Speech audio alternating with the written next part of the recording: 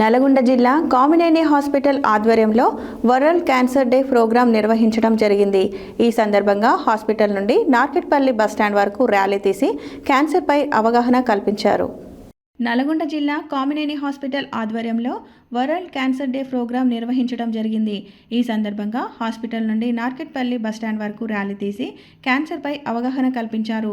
ఈ సందర్భంగా వారు మాట్లాడుతూ క్యాన్సర్ అనేది మరణ శాసనం కాదని, చికిత్స చేయదగ్గ ఒక వ్యాధి మాత్రమే అని అన్నారు. అయితే ముందుగానే గుర్తించి చికిత్స తీసుకుంటే భయపడవలసిన అవసరం ఉండదని అన్నారు.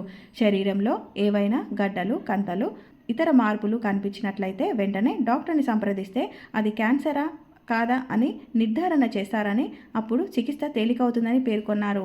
ఈ కార్యక్రమంలో doctor Luther, doctor Babasaheb principal, medical superintendent Rammohan, medical administration Rangarao, general medicine professor Manoj, వైద్య విద్యార్థులు తదితరులు పాల్గొన్నారు.